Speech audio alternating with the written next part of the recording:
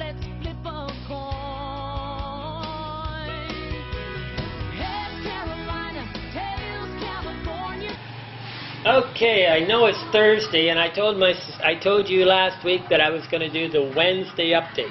Hey, I don't know what day it is half the time, so trying to do a Wednesday update is tough. Where I'm at, I'm in Lome, Togo. It's West Africa. It's between Ghana, Benin, and Burkina Faso, Niger up on the right. And it's only got about 8 million people, so it's a small country. And I'm leaving on April 13th for the United States. I'm going to fly from Lome, Togo with Brussels Airlines to, I think, to Brussels, and then onward to Chicago, and I'll probably arrive in America on the 14th. So what am I doing in Lome? I'm hanging around in an air-conditioned room and contemplating my navel. Lome's pretty moist, a little bit different than Cara, so I sell these secret pockets, and I had a guy in the DR that was making some, and then he basically put me between a rock and a hard place, and I'm losing some money because he's Dominican Republic. They cheat, they lie, they steal. I mean Latinos, if they can get you between a rock and a hard place, he just don't realize I will walk away. I will refuse to have somebody do business with me in that way. But I found a guy here, and he's making 50 pockets the first run on Saturday, and if they work out right, I'm going to run and do I don't know, probably 1,000, 500, at least 500, I hope. So I found out that I can carry on an extra package with Brussels Air for. Here's an interesting one. If you check in early with Brussels Air, the extra bag is only 120 euros as opposed to 150 euros if you do a late, you do it at time of departure. So I can save 25 euros if I go early in the morning. But that gives them plenty of time to weigh really good and really, really, really hold me to the rules. So early check-in is...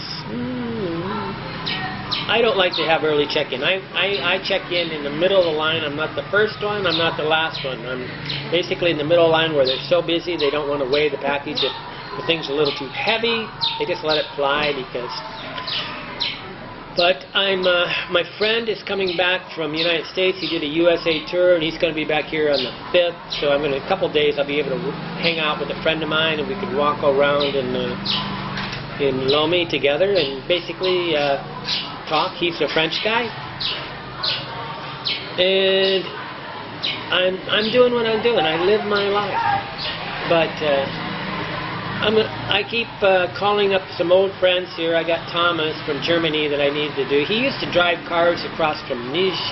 This guy is brilliant, but he's kind of drinking too much now. He used to drive cars, I think, from, what is it, Algeria down through Niger all the way to Lome, so he could sell cars that he purchased in Germany. This is like in the 1970s when Lome, Togo, and Abidjan, Cote d'Ivoire were like the Paris connection. I mean, these guys were party cities in the 70s. This is just right around the end of colonization. I will go see Thomas. The problem with Thomas is I got to buy beer the whole time he's there, and it's really annoying because he just slowly loses his mind. He basically is a guy that's probably living without a visa, and he's just here, right? Some people lose the plot, and he's a very smart man, but he speaks probably 3 or 4 languages, but he's lost the plot.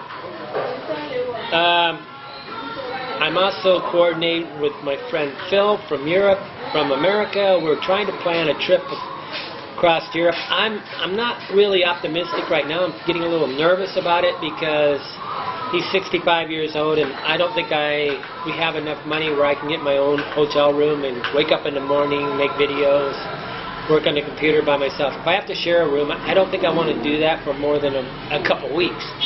And I really wanted to drive the smallest car possible. My goal was originally to drive the smallest car, air-conditioned car, the smallest little baby car I could get in Europe, all the way to South Africa by land. And I still want to do that, buy a $3,000 car and do it. I know he's got the adventuresome, I just don't think he's got the health for it. Okay, but these are things that are going on, and I'm making a bunch of plans of what I'm going to do when I fly into America.